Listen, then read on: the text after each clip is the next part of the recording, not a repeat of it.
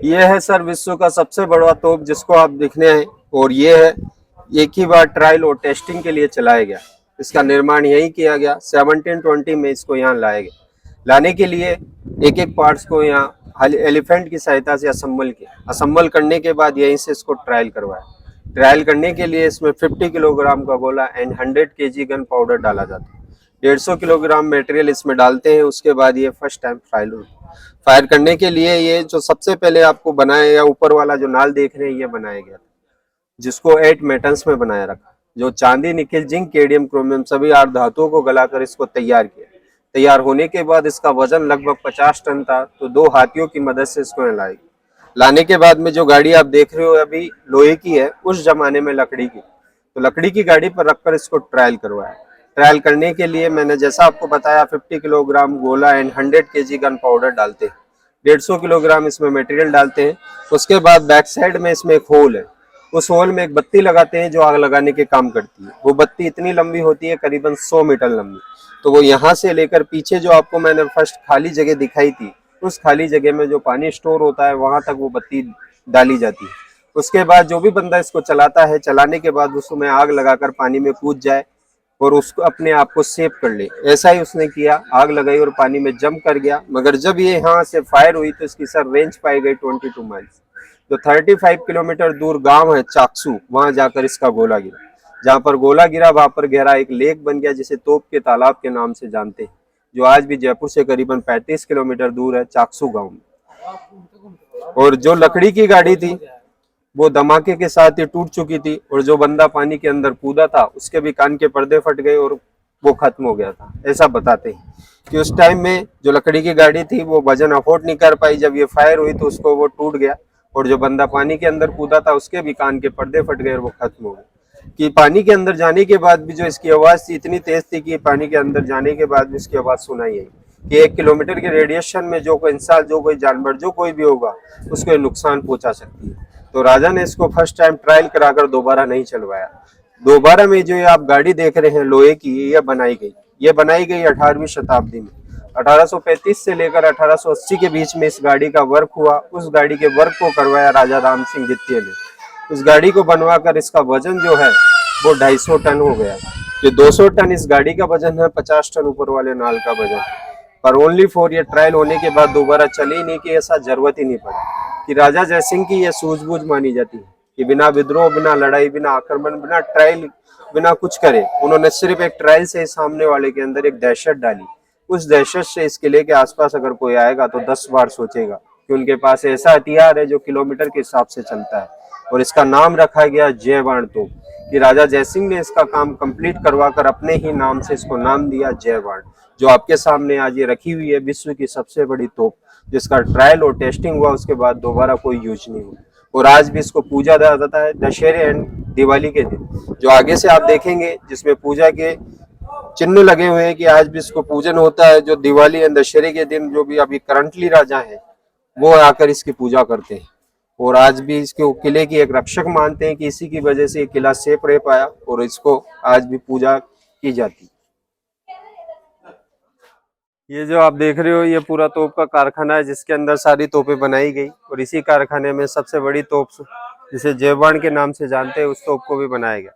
तो सबसे पहले जो आपके सामने जो हथियार वगैरह रखे हुए हैं, सभी चीजों का निर्माण यहाँ हुआ, तो ये कारखाने में सभी तोपों को बनाया गया। तो आपको दिखाएंगे कैसे तोप को निर्माण हुआ।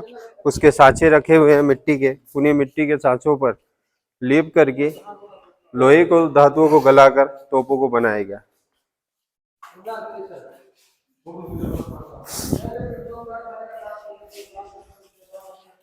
ये सामने सांचे रखे हुए, इसमें रोल करने के लिए ये मशीन होती थी, इन मशीनों से रोल हुआ करता था।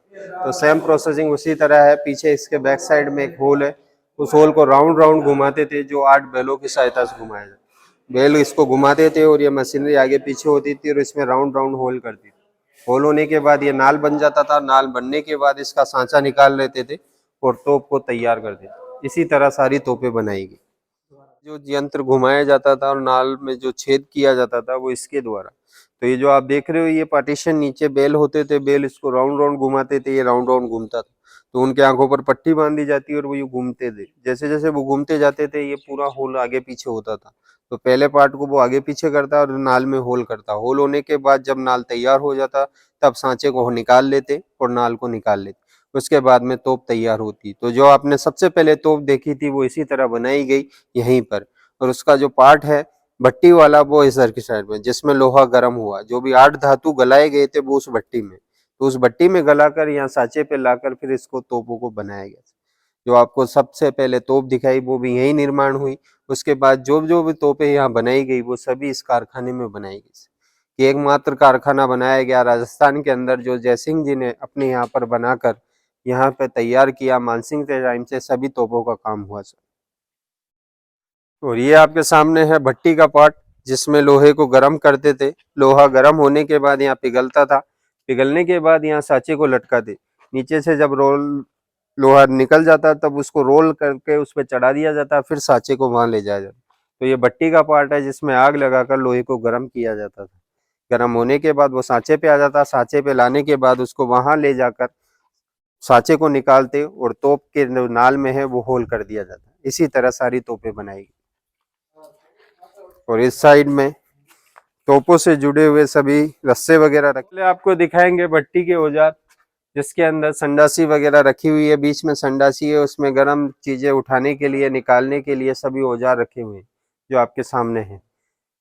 और ये सांचे रखे हुए हैं जिन सांचों पर तोपों को ढालकर बनाया जाता था। इन सांचों से ही सभी तोपों का निर्माण हुआ। जो भी तोपें बनाई गई तो यहाँ बनाकर उनको ऊपर ले जाया गया। ये कौन सी जगह है? इसके अंदर में सर पहले के टाइम राजा लोगों के जो भी सामान वगैरह, बढ़ई के औजार सामान, जो भी चीजें रखी जाती थी वो यहाँ रहती थी। ये जो लकड़ी की सांगड़ी है ये लोहे को ऊंचा करके लटकाने के लिए काम में आती थी, जिससे भारी सामान आज क्रेन वगैरह उठाते हैं, मगर उस टाइम में ऐसी लकड़ी की सांगड़ी से ही सारी चीजें उठाकर ऊपर पहुंचाते थे। ये लोहार खाने के विभिन्न औजार है, स्क्रू वगैरह है, ड्रिल वगैरह टाइट करने के लिए, बोल्ट वगैरह कसने के लिए ये औजार होते थे, जिनसे सारे पानी वगैरह बोलते हैं कसाई होती थी। और ये बढ़ई के औजार है जो बढ़ई के काम में आते थे। तो लकड़ी की कटाई, लकड़ी की कटिंग वगैरह जो भी होती थी वो यहाँ से की जाती थी। और ये जो रस्से आप देख रहे हो, इन रस्सों से बांधकर एक एक पार्ट्स को ऊपर ले जाया गया। तो ये सभी पार्ट्स जो तोप के पहुंचाए गए थे इन्हीं रस्सों की सहायता से। तो आपके सामने ये ऐसे रस्से हैं जो अभी के टाइम में एक आदमी से उठ नहीं पाएंगे, मगर उस टाइम में इन्हीं रस्सों की सहायता से सारा सामान पहुंचाया गया। ये पुराने टाइम के लोहार खाने का सामान है, इसमें खड़ासी वगैरह है, छीनी हथौड़े वगैरह है, जिनसे सभी चीजें काटी तोड़ी जाती थी, होल किए जाते थे ड्रिल करने के लिए सभी औजार।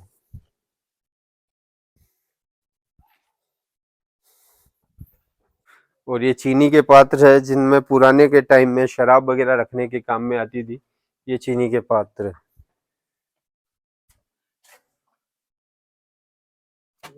ये चारपाई, बाजोट, हाथ का पंखा, ये सभी चीजें यहाँ पे रखी हुई है जो उस टाइम राजा लोगों के काम में आते थे। जैसे हवा करने के लिए, आराम करने के लिए चारपाई वगैरह रखी हुई है। ये सभी चीजें उसी टाइम की है।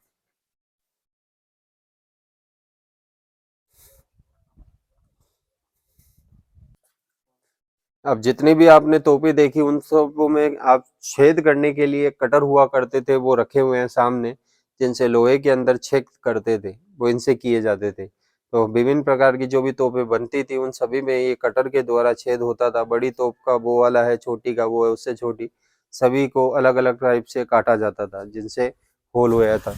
और ये बैरल में छेद करने के लिए, कि जैसे तोप की नाल जितनी लंबी होगी उसके हिसाब से ये बैरल होते थे, उन बैरलों में छेद किया जाता था इन औजारों से। तो विभिन्न प्रकार की जितनी भी तोपें थी उन सभी में इन नाल से छेद होते थे। तो आगे तक जैसे जैसे गर्म से होता ही था वैसे वैसे ये गर्म होकर उसके अंदर जाया जाता था। इसी तरह सभी में छेद हो जाते।